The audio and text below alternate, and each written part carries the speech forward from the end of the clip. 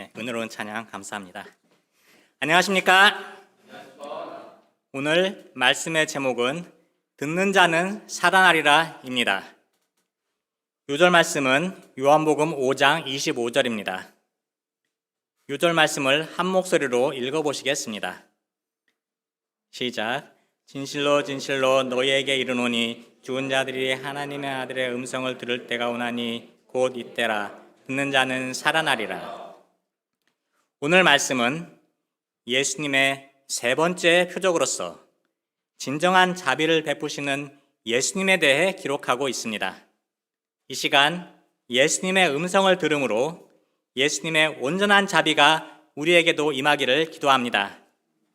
또한 소망이 없는 시대 가운데 무기력하게 누워있는 양들을 일으켜 세우고 살리는 역사에 쓰임받기를 기도합니다. 제1장 일어나 내 자리를 들고 걸어가라. 1절에서 18절입니다. 1절을 보십시오. 그 후에 유대인의 명절이 되어 예수께서 예루살렘에 올라가시니 유대 3대 명절인 유월절, 오순절, 초막절에는 모든 남자들이 예루살렘에 올라가 예배드리며 하나님께서 베풀어 주신 은혜를 기억하고 감사와 기쁨이 넘치는 축제를 이루었습니다. 그런데 이런 명절 분위기와는 전혀 상관없는 사람들이 있었습니다.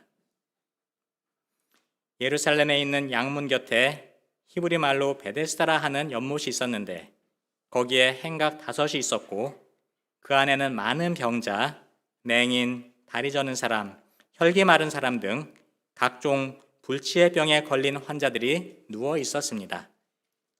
베데스다란 자비의 집이란 뜻입니다.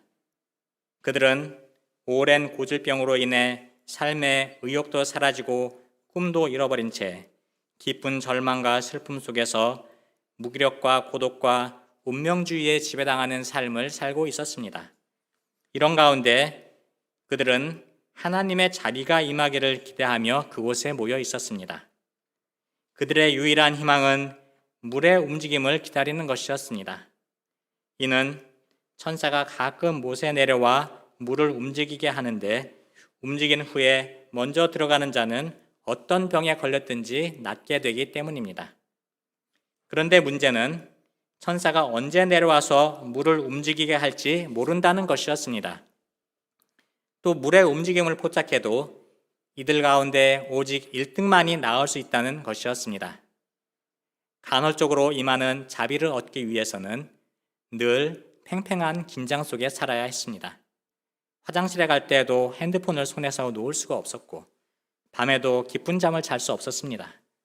병자들은 이런 스트레스로 인해 불안, 초조, 불면증, 소화불량, 속쓰림 등 온갖 육신적, 정신적 합병증에 시달려야 했습니다. 평소에는 커피도 함께 마시고 서로 위로도 해주면서 다정하게 지내다가 물이 움직이면 서로 먼저 들어가겠다고 밀치고 다투면서 아수라장이 되었습니다. 그곳은 자비의 집이라는 이름과 달리 자기가 살기 위해서는 아무리 가까운 사이라 할지라도 서로 짓밟고 경쟁해야 하는 무자비한 곳이었습니다. 그런데도 그곳을 떠나면 그나마 희망마저도 사라져버리기 때문에 떠나지도 못하고 있었습니다. 베데스다 목가는 하나님을 떠난 인간 사회의 축소판이라 할 수 있습니다. 사람들은 과학의 발달로 이전에 상상도 할 수 없을 정도로 편리하고 살기 좋은 세상에서 풍요로운 삶을 누리고 있는 것처럼 보입니다. 그러나 무한 경제 사회에서 살아남기 위해 치열하게 경쟁하면서 영적으로는 오히려 더욱 메말라가고 있습니다. 어릴 때부터 이기는 법을 배우기 위해 경쟁의 대열에 내몰리고 남들보다 앞서가기 위해 아빠 찬스, 엄마 찬스, 할아버지 찬스까지 총동원합니다. 반면 경쟁에서 밀린 사람은 자신의 처지를 비관하며 더 깊은 절망에 빠지게 됩니다. 도덕관과 윤리관이 파괴되어 청소년들의 범죄는 더욱 포악해지고 부모가 자식을 죽이고 자식이 부모를 죽이는 끔찍한 사건이 하루가 멀다 하고 일어나고 있습니다. 생명 경시 풍조가 심해지면서 심각한 사회 문제가 되고 있습니다. 의학의 발달에도 불구하고 최첨단 의술로도 정복할 수 없는 새로운 질병들이 계속 나타나 인류를 위협하고 있습니다. 요즘에는 코로나로 인해 전 세계가 두려움과 혼란에 빠져 있습니다. 하나님 없는 세상은 갈수록 더욱 심한 육신의 병, 정신의 병, 영혼의 병으로 인해 절망적이 되어가고 있습니다.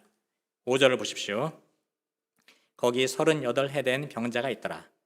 38년 된 병자는 베데스다 목가에 있는 병자들을 대표하는 최고참 병자였습니다. 38년 동안 누워 지내다 보니 살아있으나 죽은 자와 방불하였습니다. 그를 도와주던 사람도 하나둘 떠나갔습니다. 모두가 그를 부담스러워하였고 아무도 그에게 관심 두지 않았습니다. 그는 자신의 비참한 처지를 생각하며 부모를 원망하고 자기를 도와주지 않는 사람들을 원망하고 자신을 이런 처지에 내버려 두신 하나님을 원망하며 슬픔과 고독 속에 아무런 희망도 없이 오늘도 누워 있어야만 했습니다. 그런데 예수님께서 바로 그를 찾아오셨습니다. 6절을 보십시오. 예수께서 그 누운 것을 보시고 병이 벌써 오래된 줄 아시고 이르시되 내가 낫고자 하느냐. 예수님은 그에게 깊은 관심을 가지고 주목하여 보셨습니다. 예수님은 그의 병이 벌써 오래된 줄을 아셨습니다. 그리고 내가 낫고자 하느냐 물으셨습니다. 이는 너무나 당연한 질문처럼 보입니다. 세상에 낫고 싶지 않은 병자가 어디 있겠습니까? 그런데 왜 이런 뻔한 질문을 하신 것입니까? 첫째로 그가 나음받아야 할 병자임을 일깨워주기 위함입니다. 그도 처음에는 병자임을 인식하고 나음받겠다는 소원을 가지고 베데스다 병원에 입원했습니다. 그러나 세월이 지나면서 이런 소원이 사라지고 나중에는 누워있는 생활에 익숙해져서 자신이 나음받아야 할 병자란 사실조차 잊어버리게 되었습니다. 자기가 병자임을 인식하지 못하면 결코 고침받을 수 없습니다. 이 사람에게는 다른 어떤 것보다 나음받아야 할 병자임을 일깨워주는 것이 필요했습니다. 둘째로 그에게 나음받을 수 있다는 희망을 불어넣어주기 위함입니다. 그도 오랜 기간 누워 지내면서 못에 들어가기 위해 여러 번 시도했지만 그때마다 경쟁에서 밀려 실패했습니다. 못에 들어갔다가 옷만 적시고 나올 때면 비참한 심정을 느꼈을 것입니다. 이로 인해 그에게는 해도 안 된다는 패배주의가 마음속 깊이 자리 잡게 되었습니다. 그는 이제 나을 수 있다는 희망마저 잃어버렸습니다. 그는 스스로 자신에게 희망 둘 수 없었습니다. 그러나 예수님은 이 사람에 대해 소망을 끊지 않으셨습니다.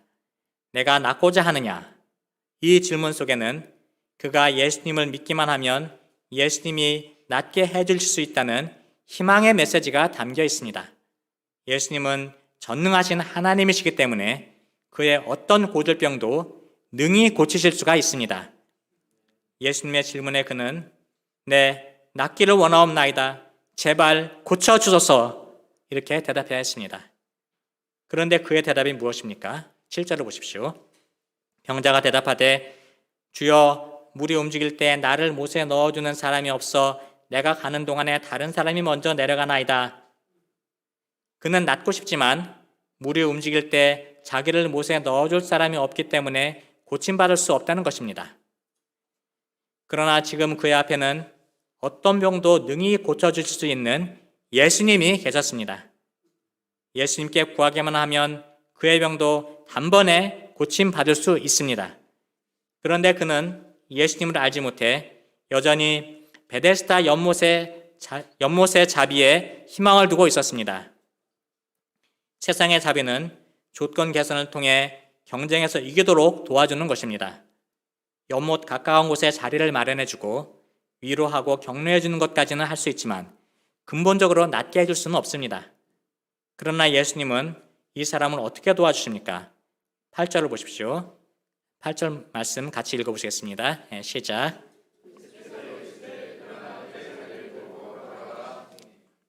예수님은 그가 주님의 음성을 듣고 불평과 원망과 의존심과 무기력의 자리를 들고 일어나 자립적으로 걸어가는 인생을 살기를 원하십니다. 38년 동안이나 누워 지내던 사람이 이 명령에 순종하는 것은 쉽지 않았습니다. 그런데 예수님의 말씀이 그의 내면에 강력하게 역사했을 때 일어날 수 있다는 믿음이 생겼습니다. 다리에 힘이 생겨서 자리를 박차고 일어났습니다.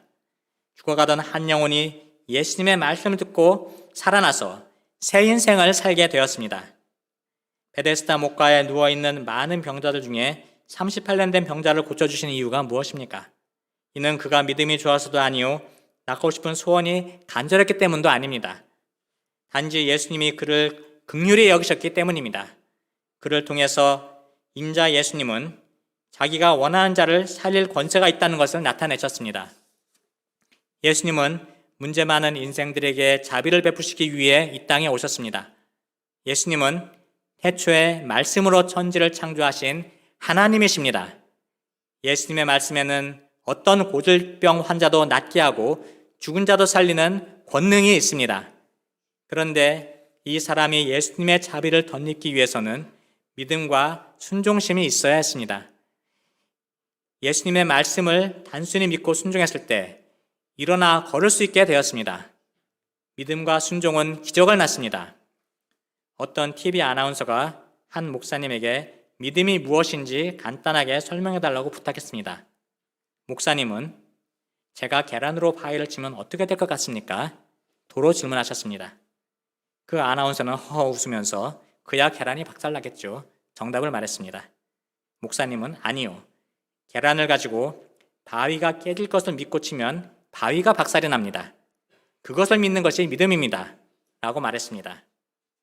38년 된 병자가 일어나 내 자리를 들고 걸어가라는 말씀을 믿고 순종했을 때 그가 자리를 들고 당당하게 걸어가는 기적이 일어났습니다.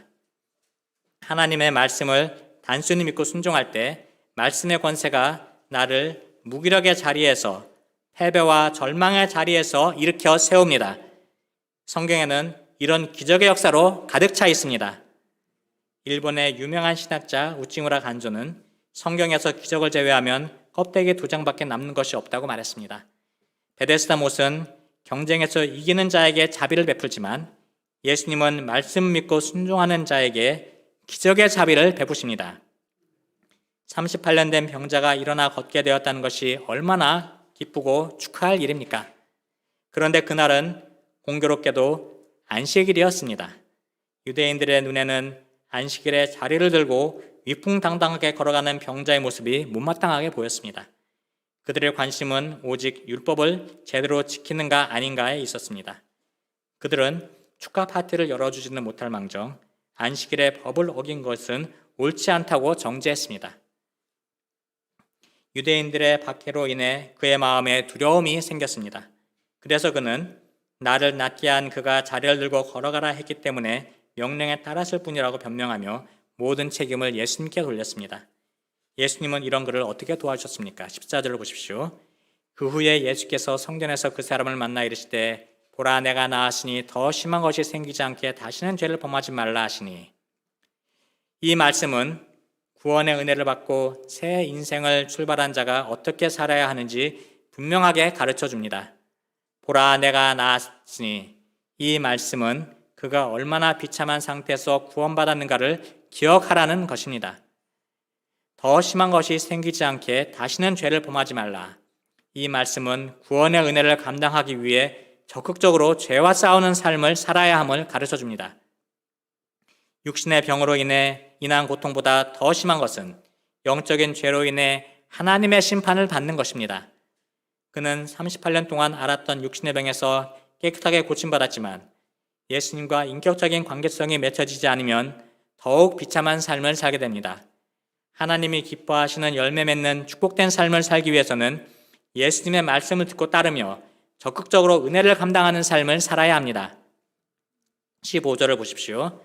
그 사람은 예수님의 경고의 말씀을 들은 후에 유대인들에게 가서 자기를 고치신 이는 예수님이라고 고발했습니다. 그러자 유대인들은 예수님이 안식일 법을 어겼다며 예수님을 박해하기 시작했습니다. 그러나 예수님은 조금도 위축되지 않으시고 당당하게 말씀하셨습니다. 17절을 보십시오. 17절 같이 읽어보시겠습니다. 시작.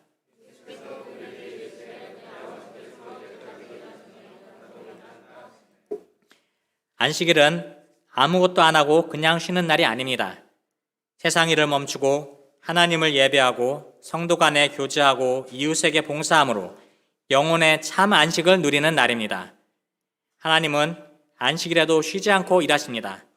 하나님의 일은 생명을 살리는 일입니다. 죄로 병든 인간을 치유하셔서 건강한 인생을 살도록 하는 데에는 안식일이 따로 없습니다. 내 아버지께서 이제까지 일하시니 나도 일한다. 이것이 예수님의 일의 철학입니다. 또한 이 말씀은 예수님이 하나님의 아들이 되심을 나타냅니다. 그러자 유대인들은 예수님이 안식일을 범할 뿐만 아니라 자기를 하나님과 동등되게 하심으로 하나님을 못 얻겠다는 이유로 더욱 박해를 하였습니다. 예수님은 목숨이 위태로운 상황에서도 자신이 하나님의 아들이심을 드러내는 일에 주저하지 않으셨습니다. 이는 단 한 명이라도 예수님을 하나님의 아들로 영접하는 자를 구원하여 하나님의 자녀로 삼으시기 위함입니다. 제2장 듣는 자는 살아나리라. 19절에서 47절입니다. 19절을 보십시오. 그러므로 예수께서 그들에게 이르시되 내가 진실로 진실로 너에게 이르노니 아들이 아버지께서 하시는 일을 보지 않고는 아무것도 스스로 할 수 없나니 아버지께서 행하시는 그것을 아들도 그와 같이 행하느니라. 예수님이 하시는 일들은 독자적으로 하는 것이 아닙니다. 하나님 아버지께서 하시는 것을 보고 그대로 행하시는 것입니다. 안식일에 38년 된 병자를 고치신 것도 하나님이 하신 일을 행하신 것입니다. 그리고 하나님은 이보다 더 큰 일도 보여주십니다. 이보다 더 큰 일이란 예수님의 죽으심과 부활을 가리킵니다. 21절을 보십시오. 아버지께서 죽은 자들을 일으켜 살리심 같이 아들도 자기의 원하는 자들을 살리느니라. 죽은 자들을 일으켜 살리신다는 것은 현재 신자들에게 주어지는 새로운 생명과 동시에 예수님이 재림하실 때 몸이 다시 살아나는 것을 의미합니다. 세상에는 두 가지 일이 있습니다. 하나는 사람을 살리는 일이요, 또 하나는 죽이는 일입니다. 죽이는 일은 사탄과 그에 속한 자들이 하는 것입니다. 반면에 사람을 살리는 일은 하나님이 하시는 일이요, 하나님께 속한 사람들이 하는 일입니다. 사탄이 끊임없이 죽이는 일을 하듯이 하나님은 이런 사탄의 시험에서 하나님의 자녀들을 보호하시고 죄로 인해 죽어가는 영혼들을 살리는 일을 하십니다. 하나님은 자신이 행하시는 일을 다 아들에게 보이시기 때문에 예수님도 그 일에 동참하여 자기가 원하는 자들을 살리십니다. 우리도 하나님의 자녀로서 사람을 살리는 일에 동참해야 합니다. 사람을 살리는 일보다 귀하고 더 가치 있는 일은 없습니다. 죽은 자가 어떻게 살아날 수 있습니까? 24절, 25절을 보십시오. 24절, 25절 말씀 같이 읽어보시겠습니다. 시작.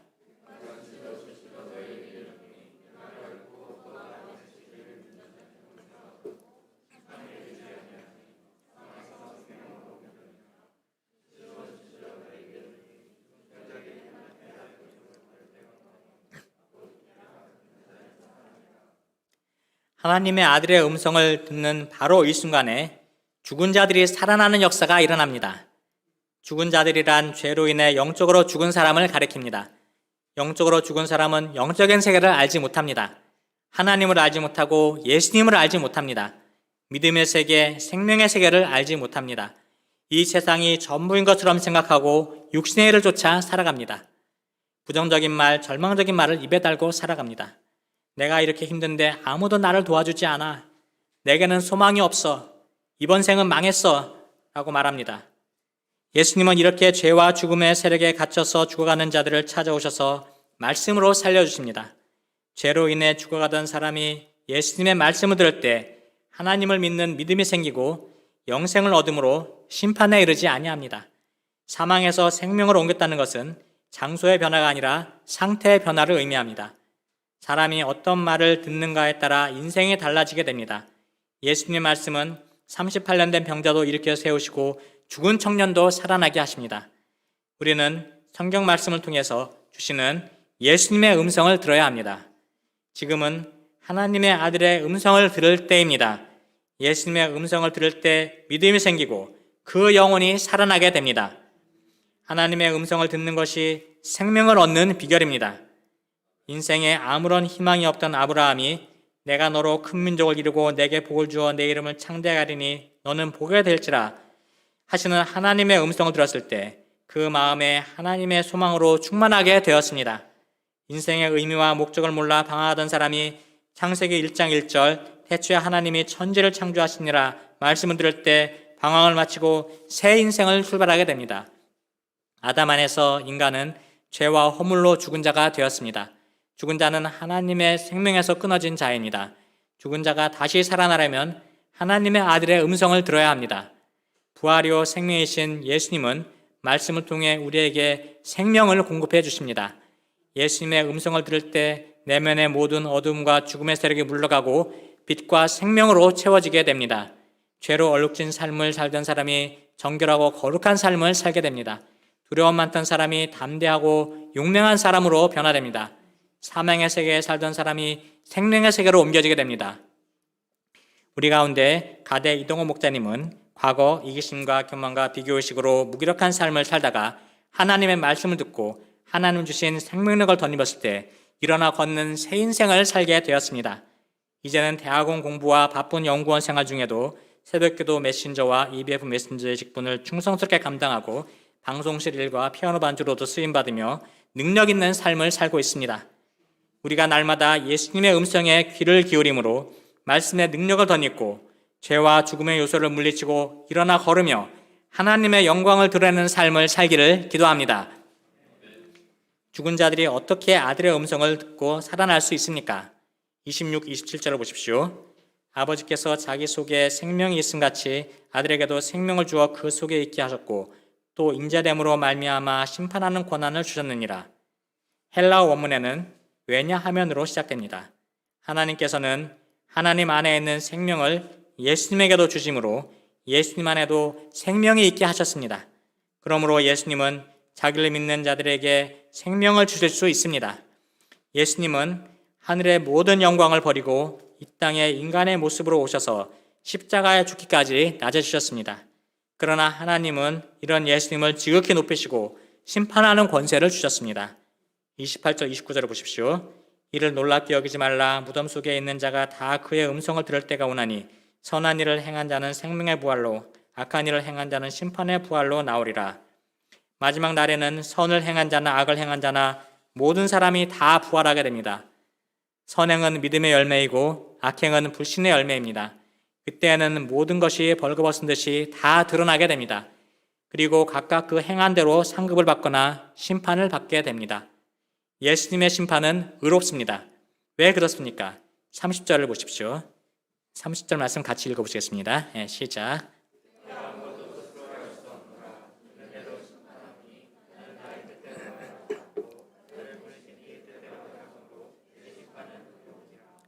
예수님이 이 땅에 오신 것은 스스로 오신 것이 아닙니다.